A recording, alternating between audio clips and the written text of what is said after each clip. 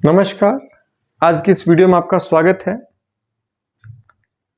आज हम शुरू कर रहे हैं ज्योतिष के बारे में और ज्योतिष का ये पहला लेसन है। अगर आप इसे सीक्वेंसली देखेंगे तो मुझे लगता है आप बहुत अच्छे से इसको समझ सकते हैं। हम यहाँ सबसे पहले बात करते हैं ज्योतिष में आधारभूत चीजों को समझने की। ज्योतिष में हम 9 ग्रह और 12 राशियों की बात करते हैं। हम यहां बात करते हैं 9 ग्रह की और 12 राशियां। ये राशियां 12 क्यों? सबसे पहले हम ये समझते हैं राशियां 12 क्यों। यदि हम पृथ्वी से खड़े होकर आकाश को देखते हैं, आकाश में ग्रहों को देखते हैं, तो आकाश में ग्रह हमें एक परिधि में दिखाई देते हैं चक्कर लगाते हुए। इस पूरी परिधि में यदि हम एक गोल राउंड चक्कर लगाते हैं तो मैथ के अकॉर्डिंगली ये चक्कर बनेगा 360 डिग्री का। अब यदि हम इस 360 डिग्री को एग्जैक्टली 12 भागों में बांट दें तो ये इक्वली 12 भाग में डिवाइड हो जाएगा और एक 30 डिग्री का एक हिस्सा बन जाएगा। इस तरह से हम इसे 12 भागों में डिवाइड करते हैं तो 1 2 3 4 5 6 7 8 10 11 और 12। इस तरह से हम क्या देखते हैं कि कुल 12 भागों में पूरी आकाशीय परिधि को हम बांट सकते हैं। तो यहां अगर हम देखते हैं तो एक राशि कितने डिग्री की हुई? 30 डिग्री की। 30 डिग्री की एक राशि है। अब टोटल 360 डिग्री के एक चक्कर को 12 भागों में बांट दिया गया है। 12 भागों में क्या सभी राशियां एक जैसी हैं? नहीं, क्योंकि ये अलग अलग नक्षत्र इनमें दिखाई देते हैं। राशि है एक नक्षत्रों का समूह। कुल 27 नक्षत्र हैं। हर नक्षत्र का एक चरण होता है। तो इस तरह से कुल 108 नक्षत्र चरण होते हैं और यही कारण है कि 108 को हम पूरा एक माला को 108 की रखते हैं, क्योंकि 108 मनकों में संपूर्ण विश्व का एक चक्कर आप समझिए पूरा हो गया है। पृथ्वी से जो कुछ हमें दिख रहा है वो इन 108 चरणों में, नक्षत्र चरणों में पूरा हो जाएगा। तो जो हमें नक्षत्र दिखाई दे रहे थे आकाश में, हमारी पृथ्वी की परिक्रमण की परिधि में, चक्कर लगाने की परिधि में, उस परिधि में हमें 108 नक्षत्र दिखाई दिए। एक नक्षत्र के कुल 4 चरण होते हैं। इस तरह से हम इन्हें बांट लेते हैं 4-4 चरणों में और अब हमें क्या दिखाई देता है? एक के 4-4 चरण हैं हर नक्षत्र के। तो एक राशि में 2 पूरे नक्षत्र रहते हैं और एक चरण होता है, यानी कि कुल मिलाकर अगर हम देखें तो 9 चरण एक राशि में पड़ते हैं, नक्षत्र चरण। और इस तरह से कुल तो 108 को 9 से डिवाइड करने पर आपको यहां फिर से 12 राशियां मिल जाएंगी। तो विश्व आपको परिधि में जितने नक्षत्र दिखाई दे रहे हैं परिक्रमण की परिधि में, वो हमारे पास है 27 नक्षत्र और कुल जो है हमारा, क्योंकि आकाश पूरे 130 डिग्री का है तो उसे 12 से डिवाइड करके हमारे पास 30 डिग्री की एक राशि बनती है। तो कुल 12 राशियां हैं। इन राशियों के नाम क्या है? तो इनके नाम इनके आकार पर रखे गए हैं। हालांकि प्रकृति आकार से संबंधित नहीं है, लेकिन जिस आकार में ये दिखाई दे रहे थे हमारे पूर्वजों को, हमारे पूर्वजों ने जिस आकार में देखा उस आकार में इनका नाम रख दिया। तो यहां हमारे पास सबसे पहली जो राशि है वो है मेष, दूसरी राशि वृष या वृषभ, और ये बैल जैसी दिखाई देती है। मेष आकाश में देखने पर भेड़ जैसी दिखाई दी, इसलिए इसका मेष नाम रख दिया। वृषभ ये भेड़ जैसी दिखाई दी। मिथुन ये एक जोड़े जैसी दिखाई देती है, इसलिए इसका नाम रखा मिथुन। चौथी राशि जो है हमारी कर्क। कर्क मतलब एक बिच्छू जैसी, एक केकड़े जैसी दिखाई देती है। और इसी तरह फिर सिंह राशि, सिंह मतलब एक शेर जैसी।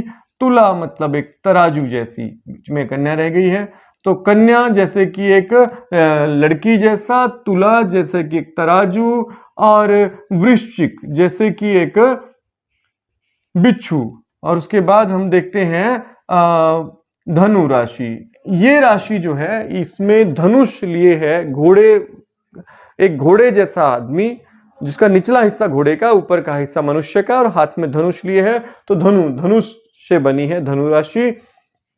उसके बाद मकर जो मगरमच्छ की तरह दिखाई देती है, कुंभ जो घड़े जैसी दिखाई देती है, और उसके बाद मीन राशि जो मछली की तरह दिखाई देती है। तो कुल मिलाकर 12 राशियां हैं। ये बेसिक चीजें हैं, आपको एक बार समझ लेनी चाहिए, फिर आपको बहुत अच्छे से अगली वीडियो में चीजें समझ में आने लगेंगी।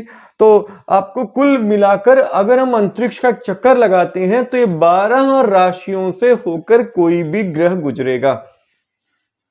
हमें पृथ्वी से खड़े होने पर कोई ग्रह इस चक्कर के हिसाब से जिस राशि में दिखाई दे, अगर हमें 1 नंबर पर दिखाई दे रहा है तो हम कहेंगे मेष राशि में ग्रह चल रहा है। ऐसे अगर वृष में दिखाई दे तो हमें वृष राशि में ग्रह चल रहा है। इस तरह से इसी आकाश को कुंडली में पिरोया गया है। अलग अलग जगह अलग अलग तरह की कुंडली बनाते हैं। प्राचीन समय में भारतीय ज्योतिषी गोलाकार कुंडली ही बनाते थे, आकाश के अनुसार गोलाकार कुंडली बनाते थे। बाद में उसे सुविधा के लिए स्क्वायर कर दिया गया ताकि बनाने में आसानी हो जाए, लेकिन प्राचीन भारतीय इसे गोलाकार कुंडली ही बनाते थे। हमारे जो ग्रह हैं वो हमें पृथ्वी से अगर देखते हैं तो हमें दिखता है कि वो पूर्व से पश्चिम की ओर चक्कर लगा रहे हैं।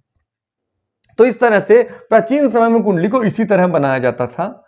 आजकल कुंडली को इस तरह बनाया जाता है क्लॉकवाइज, एंटी क्लॉकवाइज। पहले कुंडलियां क्लॉकवाइज रहती थी। तो ये परिक्रमण की दृष्टि से बनाया गया था कि जैसा हमें दिखाई दे रहा है वैसा हमने कुंडलियों में उतार दिया है। लेकिन ऋषियों ने इसका प्रभाव का अध्ययन किया, किस राशि में कौन से ग्रह जाने पर कैसा प्रभाव हमारे शरीर पर हो रहा है, इस प्रभाव का अध्ययन करके उन्होंने पुस्तकों को लिखा, और उसके बारे में ही आज हम चर्चा कर रहे हैं। इसी के बारे में मैं आपको बता रहा हूं। तो हमने अभी तक पता लगाया कि राशियां कुल 12 होती हैं। इन 12 राशियों के नाम आप अच्छे से याद कर लें। अब आपको मैं इससे अगली चीजें बताता हूं कि आपको याद कैसे करना है। ये आपको राशियां नाम तो याद हो जाए बहुत अच्छी बात है, लेकिन किस तरह से याद करते हैं। हम जब 1 लिखते हैं कुंडली में तो हमारा 1 का मतलब होता है मेष राशि, ये सीक्वेंस है इसका। 2 पर है वृष राशि, 3 पर है मिथुन राशि, 4 पर है कर्क राशि, 5 पर है सिंह राशि, 6 पर है कन्या राशि, 7 पर है तुला राशि, 8 पर है वृश्चिक राशि, 9 पर है धनु, 10 पर मकर, 11 पर कुंभ और 12 पर मीन। अगर आप भली प्रकार से ज्योतिषी बनना चाहते हैं तो आपको इन सीक्वेंस को अच्छे से याद करने की जरूरत है। आप इसे अच्छे से नोट करके कुछ दिनों तक, 1-2 दिन में याद हो जाते हैं। बहुत लंबा काम नहीं है। मैं आपको ऐसा बहुत याद करने की चीजें आपको नहीं बताऊंगा, लेकिन समझना होगा हमें एक बार बेसिक फैक्ट को, ताकि चीजें आसान हो जाएं। तो कुल 12 राशियां हैं। अब ग्रहों की बात करते हैं। तो जब हम वैदिक ज्योतिष की बात करते हैं तो वैदिक ज्योतिष में 7 ग्रहों को लिया गया है और 9 छाया ग्रह हैं। तो 7 ग्रह कौन से हैं? सबसे पहला है सूर्य, नंबर 2 पर लिया गया है चंद्र, नंबर 3 पर मंगल, फिर बुध के बाद गुरु के बाद शुक्र, और शुक्र के बाद शनि। ये कुल जो है हमारे पास 7 ग्रह हैं। ये 7 ग्रह स्थूल ग्रह हैं। स्थूल ग्रह मतलब आकाश में आपको दिखाई देते हैं, इनका प्रभाव महसूस कर सकते हैं। खासतौर पर सूर्य और चंद्रमा का प्रभाव तो हम महसूस ही करते हैं। अब इसके अलावा 2 ग्रह और लिए गए हैं वैदिक ज्योतिष में, एक राहु और एक केतु। ये छाया ग्रह हैं। छाया का मतलब है ये अंधकार के ग्रह हैं, इनका कोई भौतिक अस्तित्व नहीं है। ये वो ग्रह हैं जिनको ऋषियों ने एक ऐसी स्थिति को ढूंढा है जो हमारे ऊपर प्रभाव डालती है, लेकिन वास्तव में ये ग्रह नहीं है, ये केवल अंधकार है, छाया रूप है। तो इन्हें ऋषियों ने ग्रह के रूप में लिया गया है और इनके प्रभाव की गणना भी की है। तो ये जो ग्रह है 7 ग्रह हो गए और 2 हमारे पास हो गए छाया ग्रह। तो हमारे पास कुल मिलाकर 7 ग्रह हैं और 2 छाया ग्रह हैं, 12 राशियां हैं और 9 ग्रह हैं। अब ग्रह को लेकर एक बड़ी बात आती है। आमतौर पर जो हमारे ज़्यादा पढ़े लिखे लोग हैं और वो जिन्होंने ये मान लिया है कि वो बहुत ज़्यादा विद्वान हो गए हैं और वो जो ज्योतिष का काम कर रहे हैं, वो जो ज्योतिष या हस्तरेखा आदि की बात करते हैं, वो रूढ़िवादी हैं, मूर्ख लोग हैं। वो हमें अक्सर ये कहते हैं कि भाई जो आपका ग्रह है ना, ये ग्रह तो है ही नहीं, सूर्य तो ग्रह नहीं है। यहां मामला है परिभाषा का। वो भी सही कह रहे हैं बिल्कुल, लेकिन यहां मामला है परिभाषा का। परिभाषा मतलब क्या कि जब हम कहें कि वो खगोलीय पिंड, वो प्लैनेट्स जो सन के अराउंड चक्कर लगा रहे हैं, सूर्य का चक्कर लगा रहे हैं, अगर वो ग्रह हैं तो सूर्य ग्रह नहीं है, चंद्रमा ग्रह नहीं है, राहु और केतु ग्रह नहीं है। लेकिन ऋषियों ने ऐसी परिभाषा नहीं ली है। ऋषियों ने जब ग्रह की वो बात कहते हैं तो वो ग्रह किसे कहते हैं? वो कहते हैं कि हर वो प्लेनेट, हर वो खगोलीय पिंड जिसका हमारे ऊपर सीधे तौर पर अधिक प्रभाव हो रहा है, उसे ग्रह कहा गया है। और वो जिनका प्रभाव हमारे ऊपर न्यून मात्रा में होता है, उन्हें कहा गया है उपग्रह। तो उपग्रहों को यहां अलग ज्योतिष में संज्ञा दी गई है, उपग्रहों के बारे में बताया गया है। लेकिन ग्रह कौन से? जो हमारे शरीर पर सीधा प्रभाव डाल रहे हैं। अब एक प्रश्न यह उठता है कि क्या वास्तव में ग्रह हम पर प्रभाव डाल रहे हैं? अब जब आपसे कोई ऐसा प्रश्न करे तो आपके लिए एक अच्छा उत्तर हो सकता है कि भाई ज्वार बाटा क्यों आता है? ज्वार बाटा जब आता है तो इसका कारण रहता है पृथ्वी पर सूर्य और चंद्रमा के गुरुत्वाकर्षण बल का कारण होता है। पृथ्वी और सूर्य जो है, सूर्य और चंद्रमा पृथ्वी को खिंचाव महसूस करता है, जिससे जल ऊपर की ओर उठने लगता है। अब यदि इतना ज्यादा प्रभाव जल पर हो रहा है तो हमारा शरीर जिसमें 70% तक जल है, क्या उस पर इसका प्रभाव नहीं हो रहा होगा? और फिर दूसरी अगर हम बात करते हैं कि यदि एक प्रभाव हमें बिल्कुल दृष्टिगोचर हो रहा है तो दूसरे और प्रभाव भी तो हम देखने में आएंगे। धीरे धीरे इन पर शोध किया जा रहा है और विज्ञान, आधुनिक विज्ञान धीरे धीरे ये मानने लगी है कि भाई ऐसा हो सकता है। दूसरी बात, हर वो चीज जो हमें समझ नहीं आती वो झूठ ही हो ये जरूरी नहीं है। हाँ, वो झूठ हो भी सकती है, लेकिन वो झूठ ही है, इसके निर्णय से, इस पर निर्णय पर पहुंचने से पहले हमें उसे जानना होगा, समझना होगा और फिर हमें मानना होगा कि असल में झूठ है या सच है। तो कुल मिलाकर 12 राशियां हैं। कुल मिलाकर वैदिक ज्योतिष में 9 ग्रह हैं। मैं यहाँ वैदिक ज्योतिष की बात कर रहा हूँ, अन्य विवाद में हम नहीं पढ़ेंगे। कुल 12 राशियां हैं और कुल 9 ग्रह हैं। कुछ लोगों ने आजकल यूरेनस, नेपच्यून और प्लूटो को पढ़ाना शुरू कर दिया है। मुझे नहीं जानकारी उन्होंने इस सबका ज्ञान कहाँ से लिया है, इसका ज्ञान को विकसित करने का उनका मूल आधार क्या है, लेकिन मैं वैदिक ज्योतिष को ही मानने वाला व्यक्ति हूँ और मेरे अकॉर्डिंगली वैदिक ज्योतिष से फल करने पर ज़्यादा सटीक आता है बजाय कि यूरेनस, नेपच्यून और प्लूटो को फल करने में। तो हम इस पर चर्चा नहीं करेंगे, हम इन्हें 9 ग्रह ही मानेंगे। इसमें 7 प्रधान ग्रह हैं जिनके बारे में ज्योतिष में बार बार बताया जा रहा है और 2 हैं छाया ग्रह, राहु और केतु, जो अंधकार हैं। इनका कोई भौतिक अस्तित्व नहीं है, लेकिन ऋषियों ने एक ऐसी स्थिति का पता लगाया जो हम पर प्रभाव डालती है और उन्होंने राहु और केतु कहा है। तो इनके प्रभाव के बारे में भी समझेंगे। अगर आप ज्योतिष को बहुत सटीक तरीके से समझना चाहते हैं तो आपको सीक्वेंसली इन चीजों को समझना पड़ेगा और धीरे धीरे फिर आपको समझ आने लगेंगी। अब हम बात करते हैं कुंडली की। जब आप इन सब को समझ लें तो फिर बन जाएगी कुंडली। अब ये कुंडली क्या है? कुंडली में कुल 12 बॉक्सेस रहते हैं, वही आकाश के 12 खाने।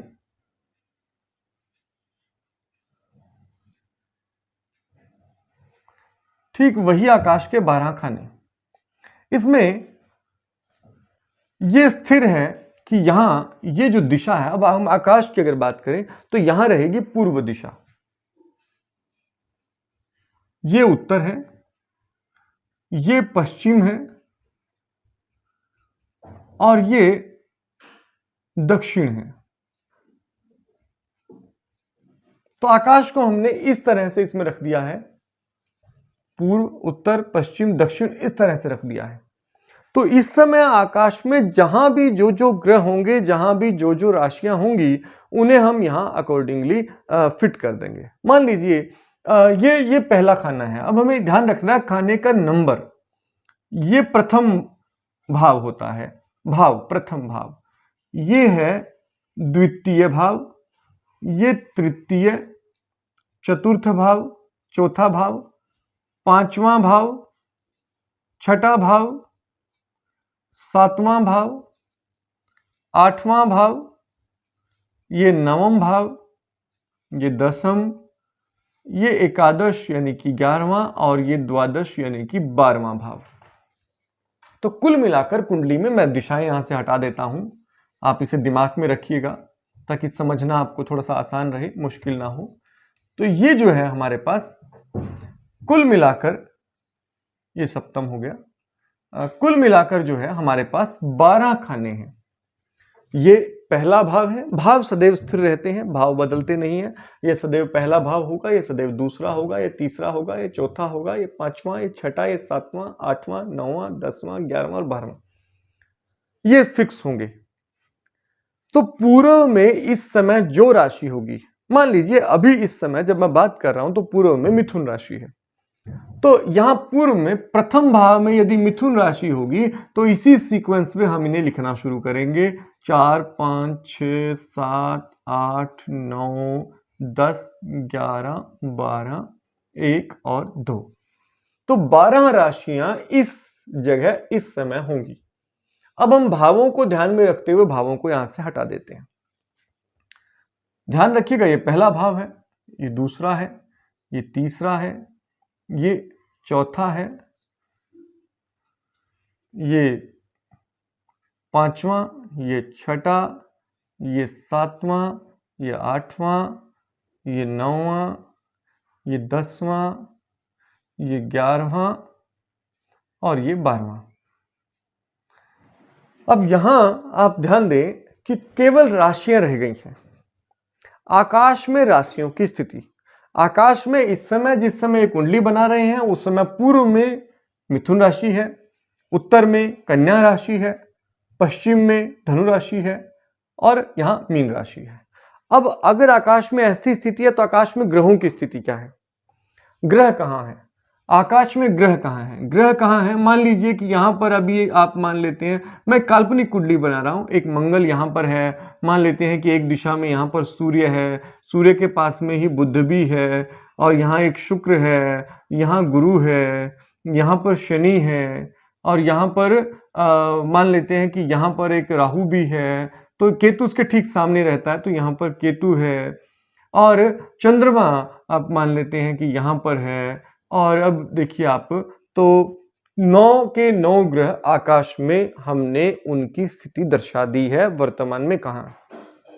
तो जब आपके सामने एक ऐसी कुंडली बनी हुई है तो आप समझिएगा कि आपके सामने आकाश का चित्र है। जब आपके सामने कुंडली है तो आकाश का चित्र है। आकाश में कौन सी राशि, जिस समय आपका जन्म हुआ, अगर आप जन्म कुंडली की बात करते हैं तो जिस समय आपका जन्म हुआ, आपके जन्म के समय आकाश में पूर्व दिशा में जो राशि है, जब आपका ठीक जन्म हो रहा है उस समय पूर्व में, उदित राशि बोलते हैं इसको, उस समय पूर्व में जो राशि थी वो आपका जन्म की लग्न राशि है। तो जन्म का लग्न क्या है, अब इसे लग्न अगर हम कहें, लग्न कौन सा है, जन्म लग्न।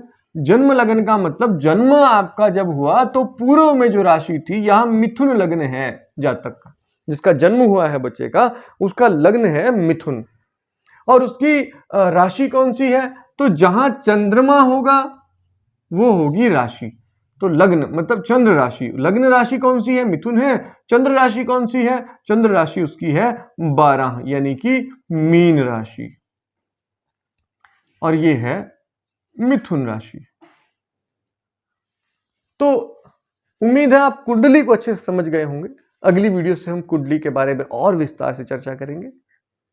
आज की वीडियो में इतना ही। अभी आप ये ध्यान रखिएगा, कुछ समय तक आपको शायद ये वीडियो 1-2 वीडियो में आपको बहुत ज़्यादा मुश्किल समझने में हो सकती है, क्योंकि आप बिल्कुल नए हैं। लेकिन अगर आप अभ्यस्त हैं इसमें, थोड़ा बहुत आप जानते हैं इसको, तो आपको ये आसान लग रहा होगा। बहुत तेजी से आप ज्योतिष सीख सकते हैं। अच्छा गुरु और अच्छा शिष्य मिलकर शिक्षण कार्य को सफल बना सकते हैं। आज की वीडियो में इतना ही। अगली वीडियो में अगले विषय पर बात करेंगे। आपका दिन शुभ हो। धन्यवाद।